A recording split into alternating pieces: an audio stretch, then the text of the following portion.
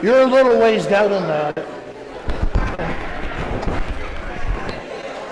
This is Bill. He's from a club in Huntsville, Alabama. He's got a band that you see. I told him we don't have any band, and I'll send him one once a year. Joe's our president. Okay, cool. Good, Joe. Good. I'll have you come up and we'll exchange. Okay. Cool.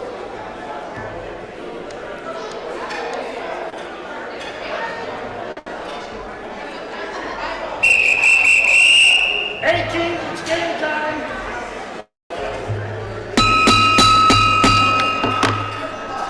Hello, everybody.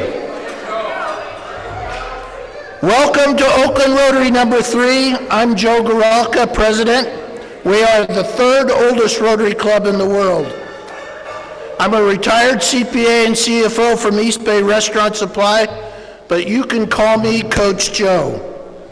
Around the world, there are more than 45,000 Rotary Clubs with 1.2 million Rotarians in over 200 countries.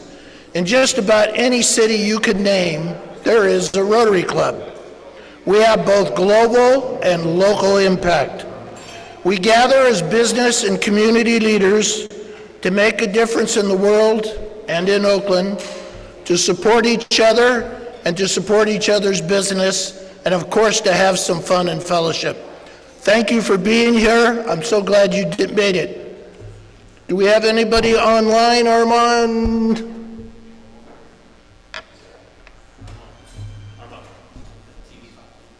That's okay.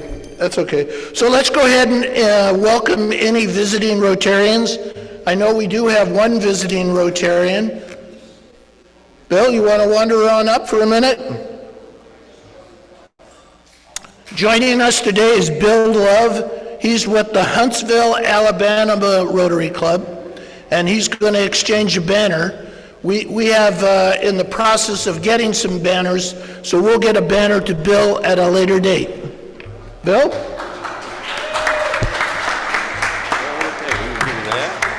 Thank you.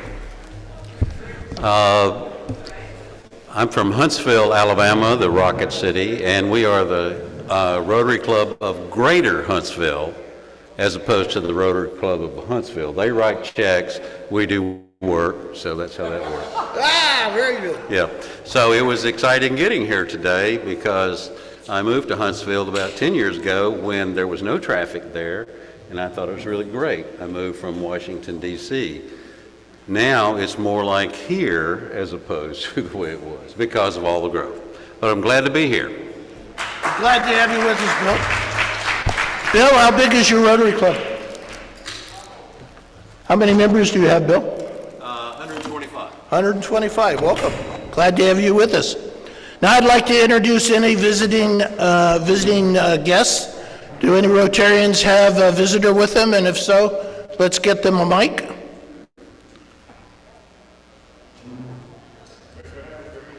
Linda?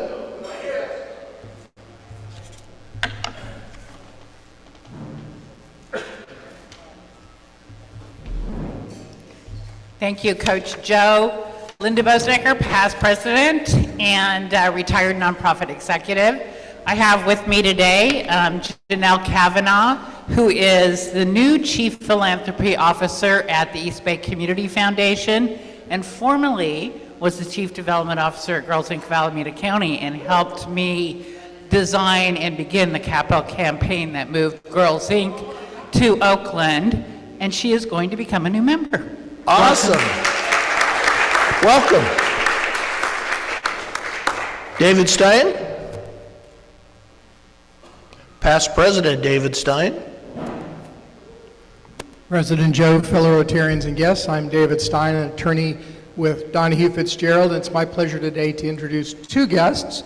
First, let me introduce Caitlin Levenstrong. Caitlin is the executive director of Oakland Goes Outdoors. Oakland Goes Outdoors, which takes Oakland public school youth to have outdoor experiences, which we all know is a great value to them. Please welcome Caitlin. Welcome. And my second guest is a longtime best friend who I met about 10 minutes ago because he signed up to come online, and we're delighted to have him. He is Nicholas Meza, and he is with New York Life, and he's looking to become more engaged in the community and found us, and please welcome him and show him a good Rotary welcome. Welcome. Welcome, Nicholas. CJ? Thank you, Coach. CJ Hirschfield, retired nonprofit executive. It's a real pleasure for me to introduce a longtime friend, Mark Moridomi. He's Senior Counsel, the Office of the General Counsel of the Regents of the University of California. And Mark is also on the board of Family Bridges, an organization we all love. So please welcome Mark to Oakland Rotary. Welcome. Pleased to have you all with us. Do we have any other visiting guests? No? Then I'd like to bring up, please welcome Marie Sescon, Senior Account Manager with Fast Signs of Oakland. Marie helps businesses and organizations bring their message to life through signage and design. Marie also brings her creative talent and heart to Rotary as a co-chair of the Enterprise Institute. Marie, would you give us the thought for the day? Hello. There's a quote by Winston Churchill that says, "We make a living by what we get, but we make a life by what we give." That feels like the essence of Rotary. People from different walks of life coming together not to get something, but to give something. Opportunity, friendship, hope. Giving doesn't have to be grand. It can be a word of encouragement, a helping hand, a simple thank you. But it always has power, because every act of giving reminds us that we are connected, and that together we can build the kind of world we want to live in. Thank you. Very nice and very appropriate. You'll hear a bit more, but tomorrow is World Polio Day, so we're going to talk a bit about giving, so that was a very appropriate thought for the day. Thank you, Marie. Now I'd like to call up Tom Malone.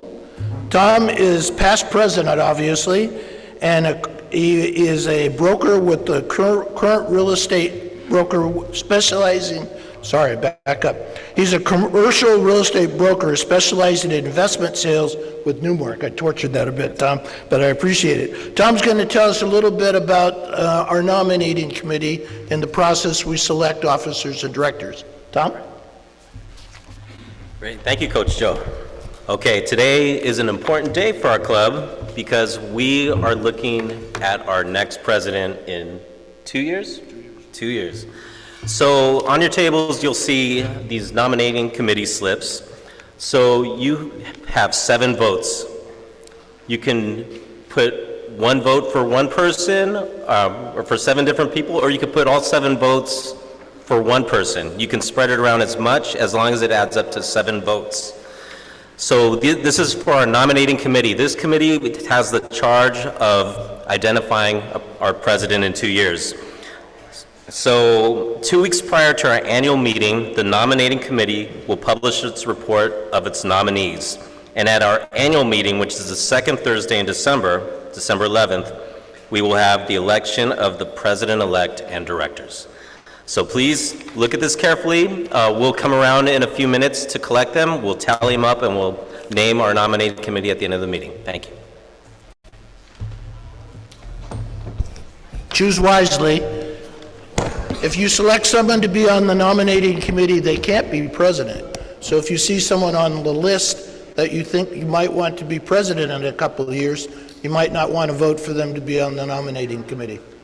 But anyhow, please take your time, and I'm going to give you a minute or so to make some selections. There is also, we have our pumpkin weight guessing contest. I think you saw the big pumpkin in the back. There should be a ballot on your table, I believe, or maybe it's at the back table. It's at the back table. So at some point, oh, they're on the table? No, that's from a little later. There is a ballot on the back table. It's on the table. Thank you, Gary. So when you get done voting for your selection for the nominee committee, maybe make a guess at that pumpkin, and you'll win. I'm telling you, it's a very attractive 4-way test coin with a picture of Paul Harris on it, and you'll have bragging rights, and you get to take the pumpkin home. Can't beat that. So anyhow, take some time to vote for the pumpkin and vote for our nominating committee.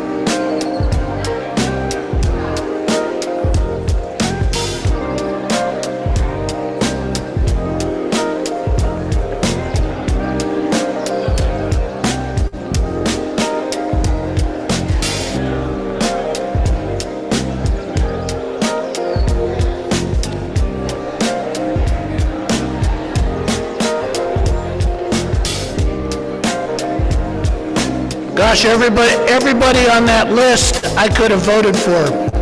So I hope you're finishing up now. And if I could get your attention back. Hello, hello, everybody. Hello, hello.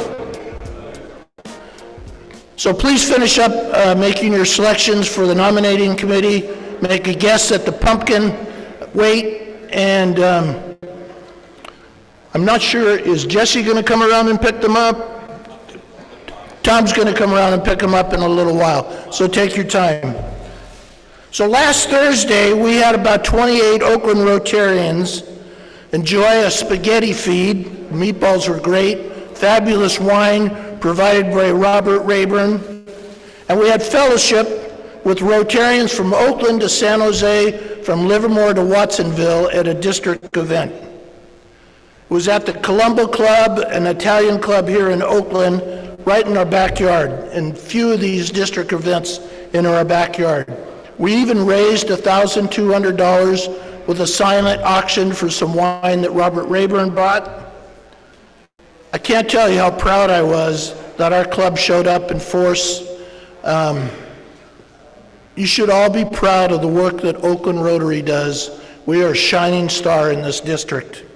And I want to give a shout out to Shannon, Carrie, Pat, Robert, and everybody that helped put it together. I don't know if there's a slide up there, but we had a booth display, and a number of people, like I said, showed up. So I think I mentioned earlier that this Thursday is World Polio Day. And I want to tell you a little bit about polio and our efforts to eradicate polio.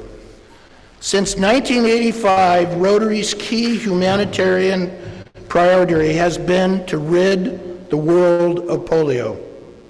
Rotary spearheaded the campaign at a time when there were over 1,000 polio cases a day. You heard that right, 1,000 polio cases a day in 125 countries, paralyzing and even killing children, mostly under the age of 5. Today, the number of cases is down by 99.9%. We're almost there, as you know. Over the last 35 years, Rotary members working with communities around the world have contributed more than $2.1 billion and countless volunteer hours in the fight to end polio. Inspired in part by Rotary's early volunteer commitment and fundraising success, the Global Polio Eradication Initiative, GPEI, was launched in 1988. The remarkable partnership includes Rotary, the World Health Organization, UNICEF, the U.S. Center for Disease and Prevention Control, and more recently, the Bill and Melinda Gates Foundation and Gavi, the Vaccine Alliance. These organizations work alongside governments of the world to end polio. Because of the efforts of Rotary and our partners, nearly 19 million people would otherwise have been paralyzed or walking, and more than 1.5 million people are alive today who otherwise would have been dead. Yeah, that's right. Give yourself an applause. Despite there being only a handful of cases left in the world, continued campaigning, health worker training, and vaccination programs are essential to stop the disease from returning and ensuring the world is certified polio-free. Over 400 million children still have to receive their polio vaccinations multiple times each year in more than 50 companies to achieve our efforts of eradicating polio. Rotary members continue to be key players in the many aspects of the polio program, including on the ground and in a number of countries, as well as fundraising and advocacy. Failure to eradicate polio would result in as many as 200 new cases worldwide within a year. Every year within a decade. To date, there are only 2 countries endemic with polio, and they are Afghanistan and polio. So from 350,000 cases in 1988 to just 22 cases in 2022 that are pre-COVID barrier, we have really made a difference. This year, through October 16th of 2025, Afghanistan has had 7 cases, Pakistan has had 29 cases. And for the week, they measure this by the week, waste sample tests have found no positive samples in Afghanistan and no positive samples in Pakistan, 29 positive samples in Pakistan. Monitoring continues in Gaza, Nigeria, Angola, Laos, and other countries. And so, Peter, if you could show, we have a polio video, if we could show that, is that possible? Rotary and our partners have helped reduce polio cases by 99.9% since 1988. Together, we've reached millions of children with life-saving vaccines, even in the hardest to reach places. Conflict, misinformation, and shifting global priorities have made this movement more critical than ever. This is not a moment to retreat, it's a moment to recommit. To adapt, to finish what we started. Your support makes a difference. Every contribution to Polio Plus is matched 2-to-1 by the Gates Foundation, up to US $50 million. Join to start Polio Plus Society in your district. Pledge to Polio Plus annually and be part of history. Advocate. Urge your leaders to continue funding this global effort. Because political will powers progress. Raise your voice. Raise awareness.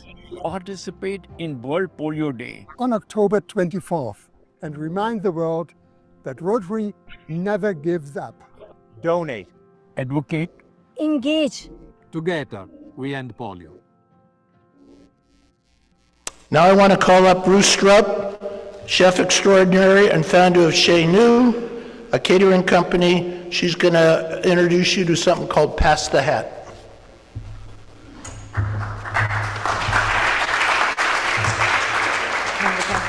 Hello, fellow Rotarians. Am I too loud? Okay. Today I want to talk about Polio Plus for just a minute. You know, we always say we are this close, but today we are asking for this much, just a little bit. So I brought a $20 bill today for Polio Plus. President Joe is going to match it with 20 bucks, and that means Bill and Melinda Gates are going to give $80. So this little $20 is going to get 100 friends. I would like to invite you guys to join me. I call it Pass the Hat, but what I did was I brought big envelopes and some index cards. If you'll write your name and your amount on the index card, if you have cash, we'll online to Rotary International. This is specifically for Polio Plus. It is not for it is not for the annual campaign. Joe, can I get a pin? And it's super easy. You just write your name and the amount, throw it in the envelope. If there's more than a couple of people, more names, more and amounts is fine. Pass the envelope. I see Joel Parrott pulling out his wallet. And I'm just going to pass this down. So sort of, I always think of Rotary as my family, like I used to think of my church when I was a kid. So we're passing the hat today, and I thank everyone for your generosity. I'd especially like to thank the 3 people who donated over $200 combined by using the Rotary website and making a donation for Polio Plus. So make him pay. He's going to match, and then Bill's going to match. Thank you, Ruth. I hope I have a big amount to match, and I hope you all are so proud of our efforts to take on eradicating polio from the world. I think only Rotary could probably do that. Now I'd like to call up Joe Parrott, retired Oakland Zoo Executive Director, Africa Safari Tour Guide one more time, and Grant Parrott is going to let you know about a tree planting opportunity service day. Yeah. Okay, thank you, Coach. All right, for all you landscapers out there who want to make a help with urban reforestation, a Saturday of next week, November 1st, and so I'm going to give you some of the details now. November 1st is a Saturday between 10 and 12 noon. That's all it's going to take. Meet at 18th Street in Campbell at the Oakland Park and Rec Foundation tent they're going to have set up. That's at the corner of Raimondi Park. So you don't need shovels, but you should bring a hat, gloves, and water bottle. Tree planting sites are going to be throughout West Oakland. And I did get a call this morning to make sure, please, as soon as possible, sign up through Eventbrite. And the link is, Catherine can give you the link, I can give you the link. But do that as soon as possible so they know how many people are going to participate. We have 5 Interact kids that are going to join us. It should be a lot of fun, and it really makes a difference. This will be our 5th tree planting day, and so we'd more than love to have you there. Coffee and donuts will be served. Thank you, everybody.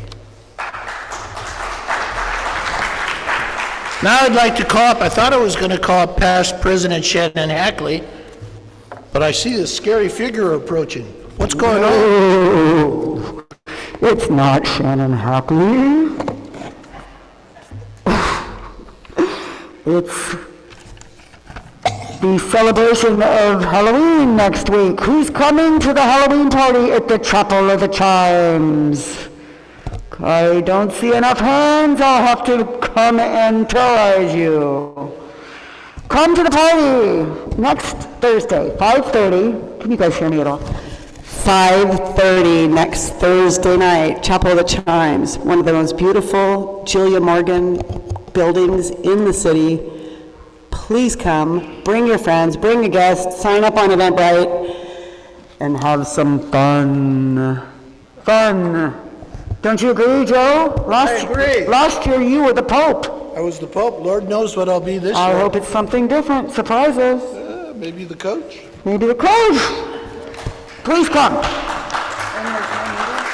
Huh? No, yeah. Shannon, you mind taking off your mask? Do I have to? I want to present you something special. Oh, isn't that better?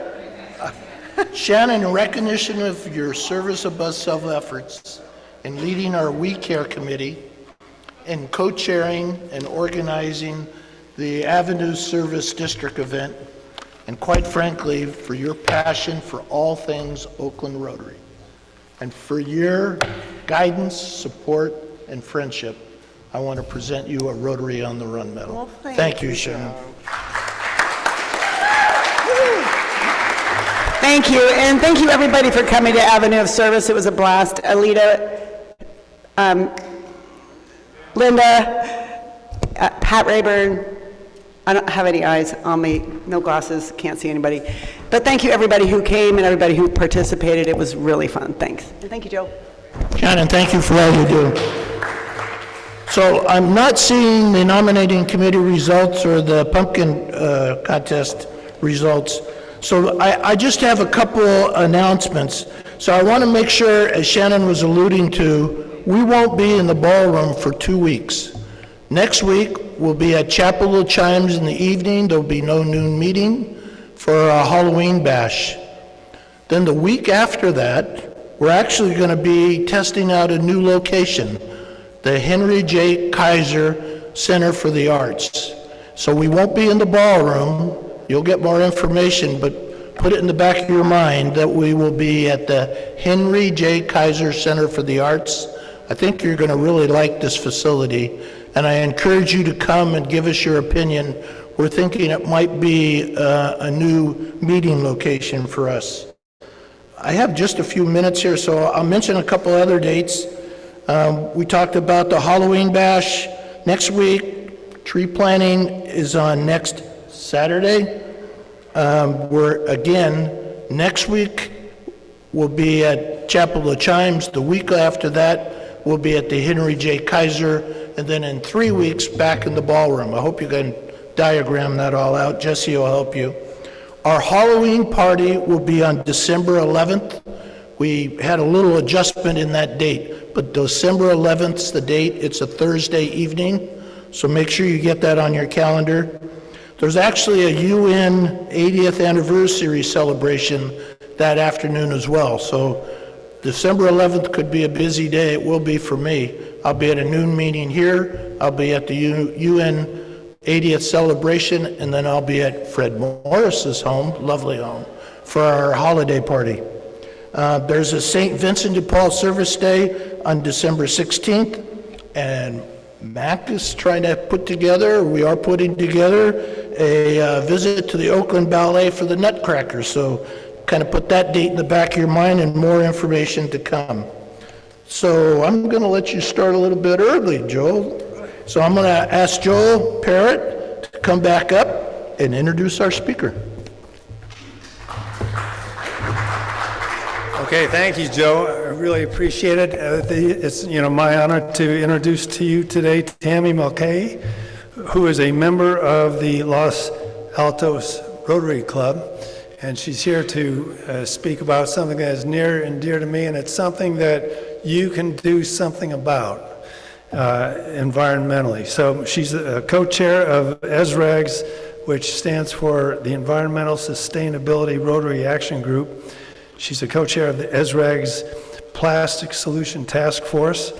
She's a board member of End Plastic Soup, and she is also a songwriter, vocalist, and music and planet activist. And so please give a warm Rotary welcome to Tami.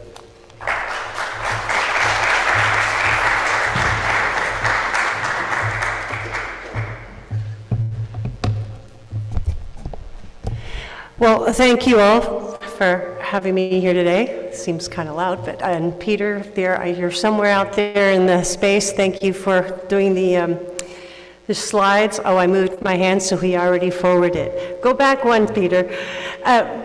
I am here to talk about plastics, and just a forewarning that it's not a light subject, as you might imagine. But I hope what you leave with today is an understanding of why it is called a crisis, and things that you can go home and do immediately to make a difference.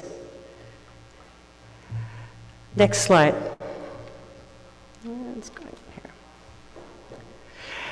First of all, this little guy, and actually newly minted little girl of why I do what I do. I want to protect them from this plastic issue. And the thing that's amazing is that when you as individuals, we as the adults sort of in the room, take responsibility for our health, it also translates to their health, and you'll see why. And interestingly enough, what's good for humans is also good for the planet.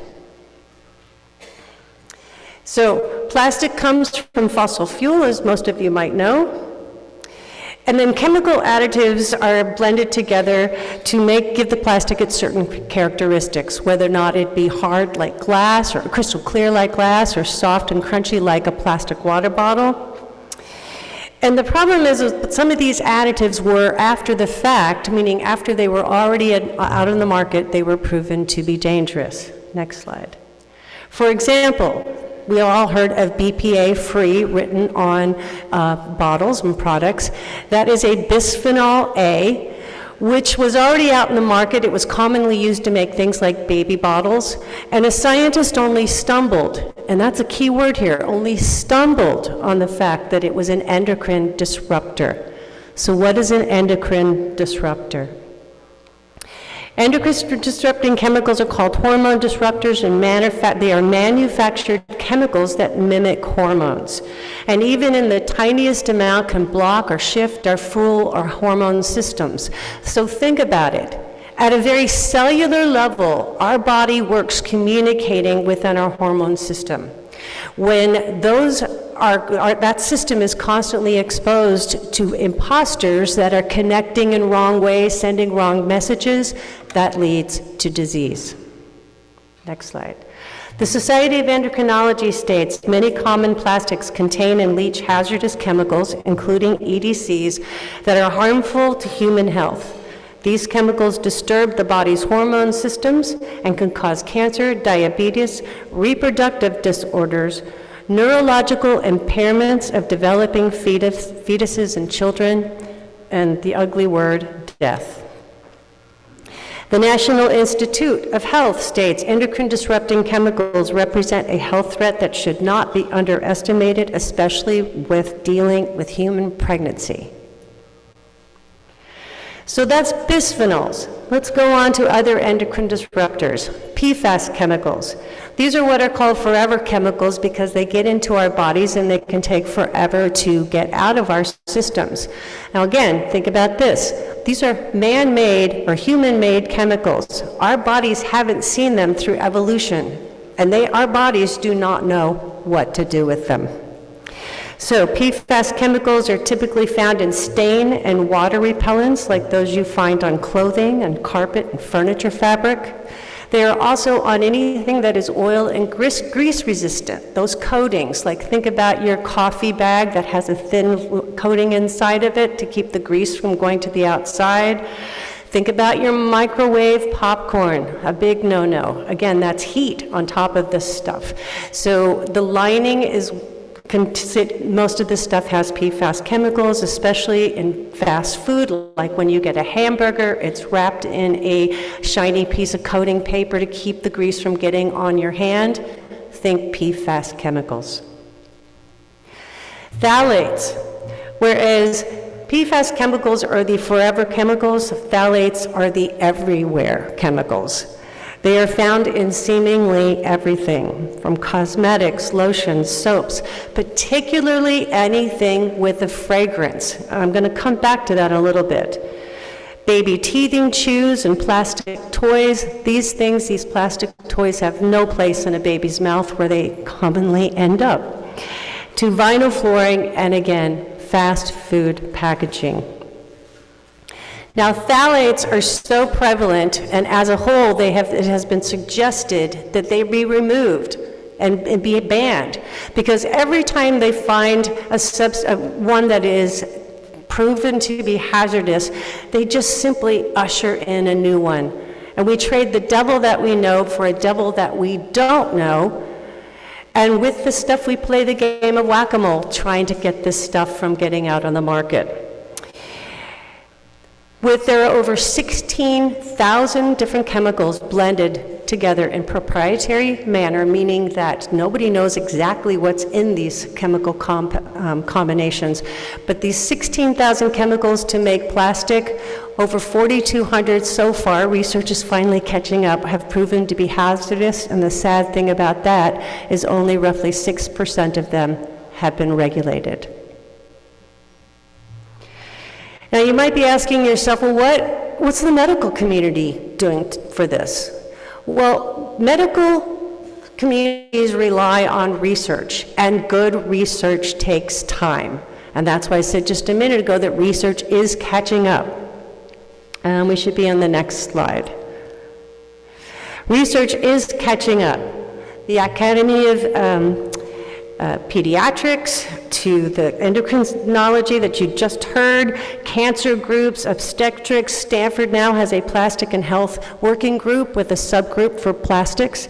Next week, UCSF is holding grand rounds on microplastic contamination.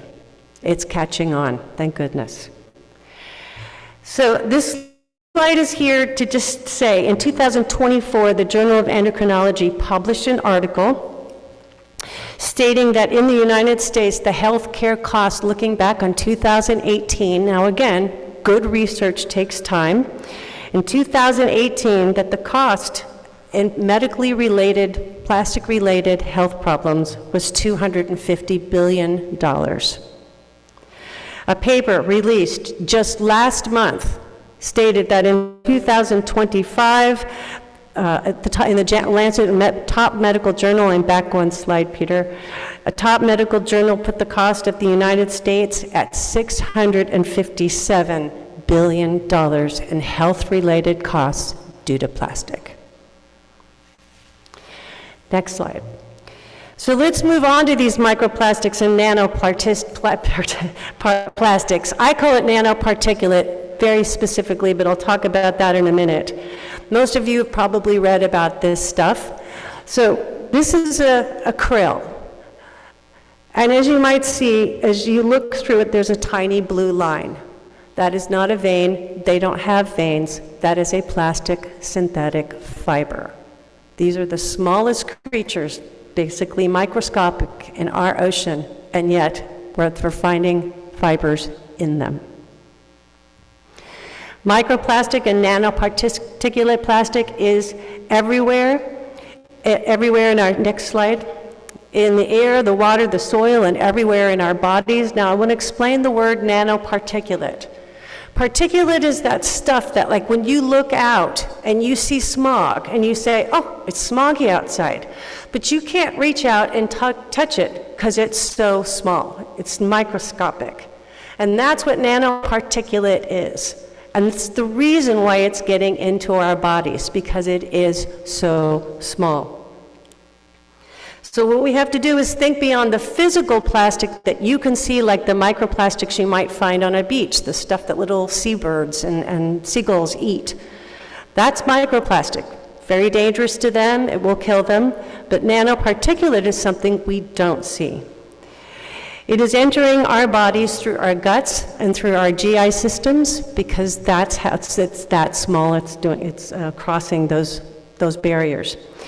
A recent study of more than 200 patients undergoing surgery found that nearly 60% had microplastics or even smaller nanoparticulate in a main artery. Microplastic is showing up in plaque removed from clogged arteries. Next slide. Microplastics are found in placentas of babies. It's already, when they're born, it's already in their first poops that they do. They research that stuff and are finding it in the fetal and infant feces. Breast milk and male genitals, it's infiltrating our bodies through our lungs and through our GI systems. And when you talk about this nanoparticulate, you can't think of it as just a physical component. It is the chemicals that are attached to this stuff that are so dangerous. A year ago, suggested that microplastics were going to show up on our brain, and it is now proven that it is crossing the blood-brain barrier. And if you don't know what that is, it is a very sophisticated filter. Even some medicines don't get through the the blood-brain barrier, but now it's showing that it is crossing. So, take a deep breath with all that, because now we have to let that sink in, but we have to not let it feel like it's doomsday either. There are things that we can do to start writing the path, and that's the most important part at this point. Yes, most likely, all of us have had significant exposure, and so have our children, which scares the absolute bejesus out of me. But it's like those of us who grew up with smoking in our house, or second-hand smoke, or pesticides. It's about what we call in medicine body tolerance. You can put the two individuals right next to each other, and they've had the same exposure. One gets sick, one doesn't know, one doesn't, and we don't know why. You don't know what your body tolerance is, but your body will tell you when you've crossed it. So what's important is that when you leave today, you think about, well, what can I do to change my life for the exposure that I have to this stuff? Because it is everywhere in our lives. And you just don't change everything, and I'm not asking you to change everything. I'm saying go home, start making little changes so that you stop adding to the body tolerance issue. So let's start with what you can do. First of all, let's talk about those plastic water bottles.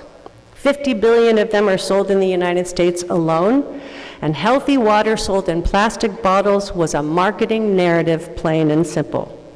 And the irony of the addiction is that study after study has shown that these plastic water bottles have tons of microplastics in them. 93% of them containing microplastics. Now, does tap water have microplastic? Probably. It's going to, because it's everywhere. But the studies have shown that there's 60 times more microplastic in plastic water bottles than in tap water. And remember, it's not the microplastics in the nanoparticulate, it is the chemicals that are attached to that particulate. The good news is that 155 million people in the United States alone are using a reusable water bottle. I was just having a discussion with the man up here about a plastic water bottle. Yes, the problem with being BPA free is what I alluded to earlier. Just remember that when you talk about BPA free, all they did was take out the A and substitute an unknown chemical. So, why do we have so much exposure? Oh, next slide. From the carpets in our homes to the fabrics on our furniture to synthetic turf fields to the clothes that we wear, there is a lot of exposure to chemicals, the chemicals in plastic. 60% of our clothing comes from fossil fuel. So next slide. I want everyone to take a moment and look at what you're wearing. If you are not wearing natural fibers like cotton, linen, hemp, bamboo, wool, those natural fibers, you're wearing some type of petrochemical-based clothing. I used to wonder why athletic clothes, last slide though, sorry, Peter. I used to wonder why athletic clothes shouldn't be put in hot water. It's because they're plastic. You don't put them in the dryer. It's because they're plastic. It makes you wonder if we should be exercising in this stuff, including our socks. Next slide. The Center for Environmental Health sent legal notices to 9 companies today after extensive testing showed their socks made for babies, children, and adults could expose someone to up to 31 times the safe limit of chemical BPA. Look for smart wool and natural fiber socks. NIH states, next slide, microfibers as an emerging contaminant pose a growing threat to the global environment. Anybody here do laundry? I think some men are keeping their hands down. Millions of microfibers go out with every load. Now these fibers are so small they escape sewer systems and they get into open waterways. Now that wasn't a problem years ago when clothing was predominantly natural fibers. Natural fibers. So now I want to talk about fast fashion. It's cheap, not meant to be long-lasting, most of it petrochemical-based. And the way to stop the laundry problem of letting these petrochemical-based fibers escape is to not let it happen. So I encourage you to transition to natural fiber clothing. Get laundry bags or something called a Cora ball. It's C-O-R-A. You put that in your washing machine. It will catch some of the fibers. And when you clean out your lint, used to be you could put lint in your compost because it was natural fiber based. Now it's not. It goes in the garbage, and don't breathe. Take a deep breath when you clean that stuff out. Next slide.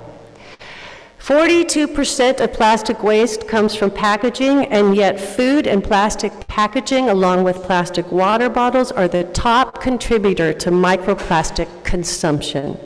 Healthy food does not come in plastic, and it shouldn't be wrapped in plastic or stored in plastic. If you haven't already gotten some, use a reusable vegetable bags and bees wrap to storing your, like putting it on your half-cut onion or whatever. Jars, next slide, are the little black dress of food. Everything looks good in them. The women will get that, maybe some of the men. Think glass for all your food-related storage. A man at one of my talks said that when he goes to the store, he plays I Spy Glass with his kids, because it's not easy. But think about the challenge, and when you buy that thing of mustard, mayonnaise, 2 minutes? What? We leave 5 minutes for questions. Oh, I thought we were over at 1:30. Okay, well, let me see if I can fly through some things.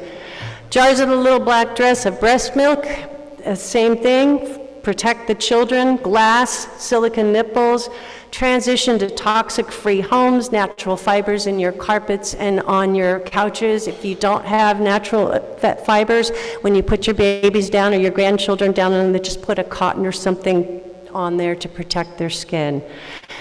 I can't do a talk without talking about the consumption country that we are. 79% of our plastic goes to landfill, and a lot of it goes overseas to developing countries, where people of poverty and children get paid next to nothing to sort through this stuff and get totally exposed to these plastics, and much of it is open burned.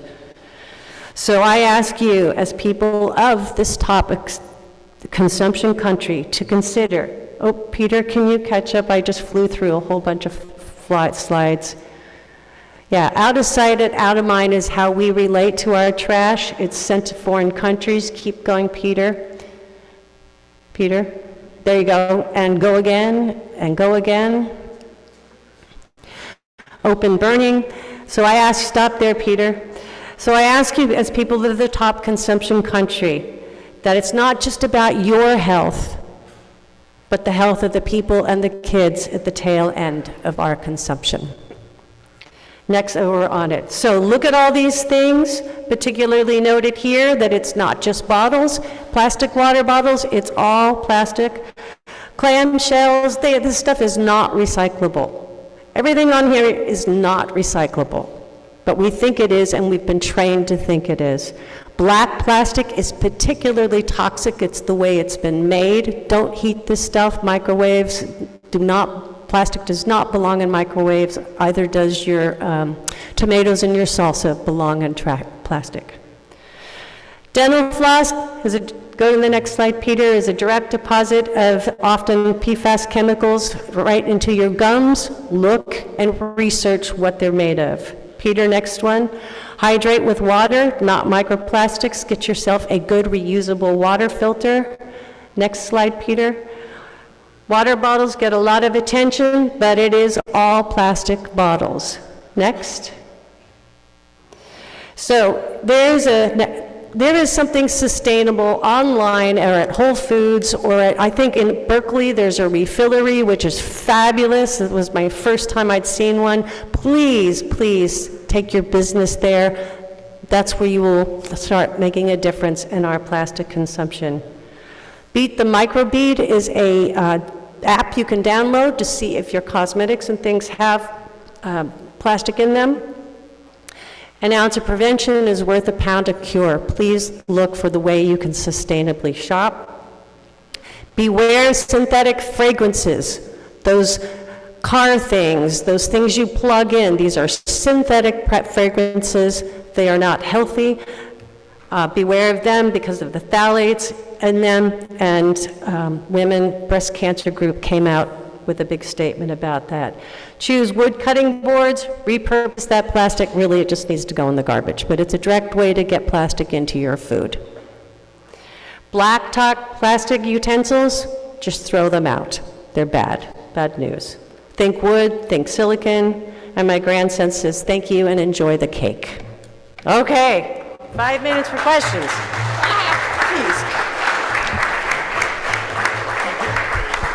Thank you. It's an awful lot to cover, and I tell you, it's very scary. Yeah, I very, very much appreciate you sharing some suggestions for what we can do. Do we have any questions out there? Stephanie Crescenza and Kathleen Uribe, do we have a microphone? I see some on the table right here.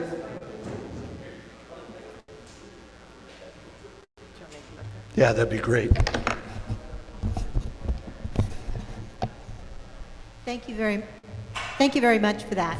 I was curious about the artificial turfs that so many professional and non-professional athletes play on. That's got to be all the same thing? Yes, artificial turf is still pretty controversial. Like all plastic, like all of it, it is plastic. And the chemicals that are based on it, especially the older ones, are it's just not healthy, and it makes me just take a deep breath because my daughter played on them soccer her whole high school career and college. It's interesting that a lot of the professional teams are going to having all grass again because it's just unhealthy. They say some of the newer models are more healthy, but that's yet to be proven. Just because we have so many of these chemicals that are simply unregulated. So you can't say, well, it's a problem. They get away with that because it's not proven. And that's been the whole problem all along. Thank you. Yes, I have seen yoga mats and even yoga floors using plastic too. So everyone's trying to be healthy, but they're getting all these plastic chemicals in them. So my question was, are there any solutions? I've heard there's a mushroom that now eats plastic. There maybe plastic can be converted to fuel or something along the lines of that, as well as what can we do to cleanse our bodies? Are there any like herbs or teas or anything we can do to get these plastic particles out of us? A couple things there. I'm going to start with the last one because that's what I remember the most.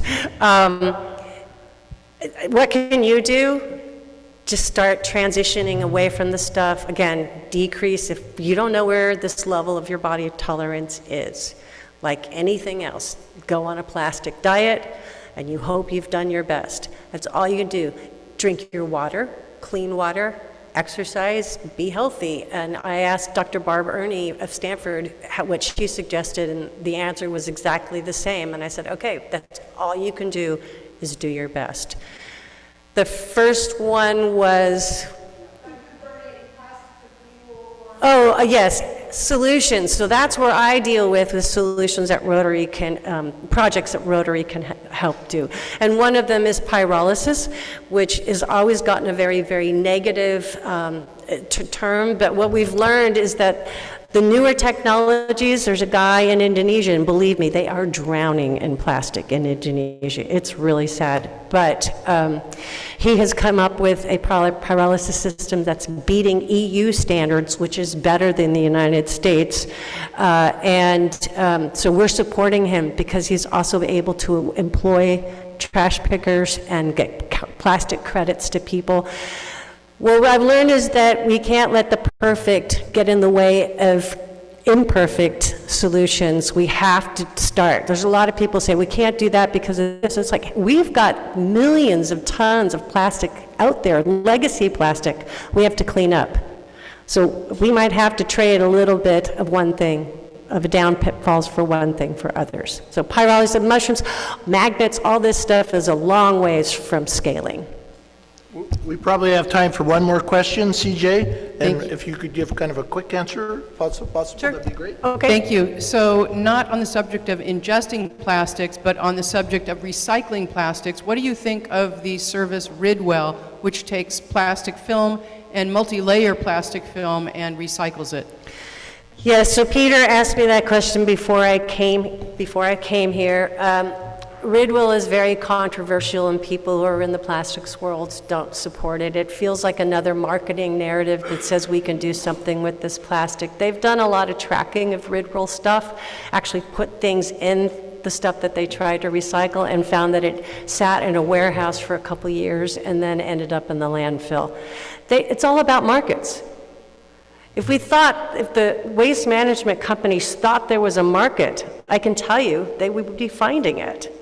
So there's very little market for this stuff, and that's why, 5%, only 5% of the plastic that is recycled in the United States is actually recycled. 5%. And most of that is PET 1 and 2, and it goes into your carpets and all, in these synthetic fibers. Again, do we want to recycle it only to have it bring it back into our lives?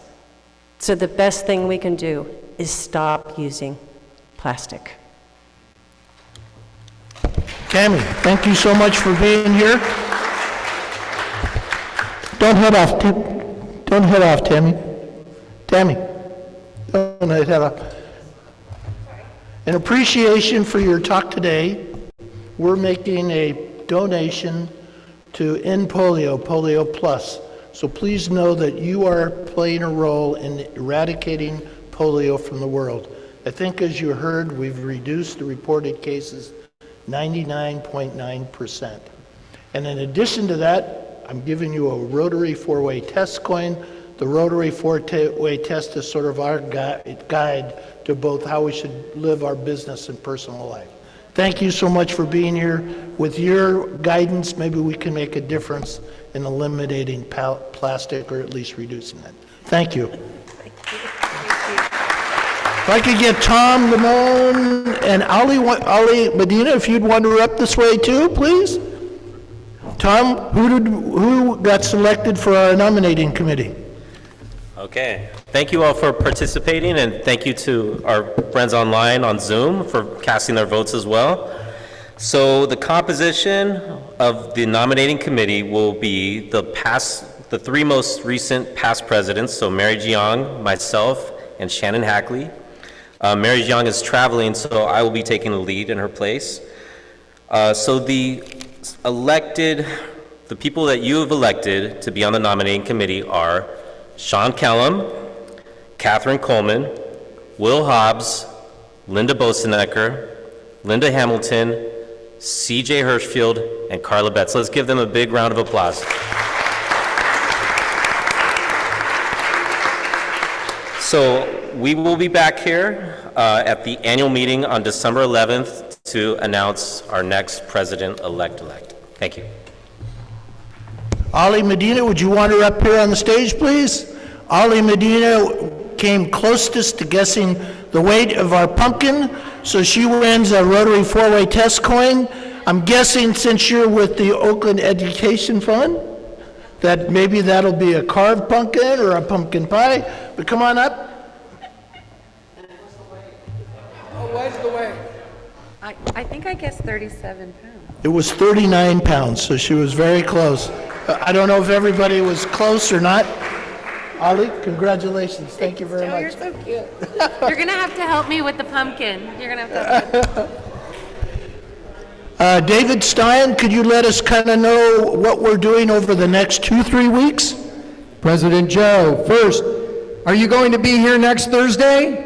No, you're going to be at the Halloween party at the Chapel of the Chimes in the evening. Second, are you going to be here on November 6th? No, you're going to be at the Henry Kaiser Center for the Arts, where the speaker will be Tim Gardner on an outsider's view of the city of Oakland. He is the founder and publisher of Oakland Reports, which has been characterized as the website that publishes analytical articles on Oakland government and politics, with a particular focus on police accountability and policy. The publication promises a deeper and more analytical focus. beyond the food fight that is in the daily news cycles. If you haven't been reading Oakland Reports, I suggest in the next 2 weeks you go check it out. Tim Gardner's fabulous, and he'll be here November 6th at the Henry Kaiser Center for the Arts. Thank you, Joe. Thank you, David. I don't know if anybody has something they want to celebrate, a bell ringer. I don't see any bell ringers. Are there any bell ringers out there? Dudley, did you have something that you wanted to announce? No? Okay, good. With that then, I would like to leave you with, through Rotary, world peace will come someday, and we will end polio too, because we are this close. And look out, Oakland Rotary is on the run. This meeting is adjourned. Thank you. See you at the Halloween Bash.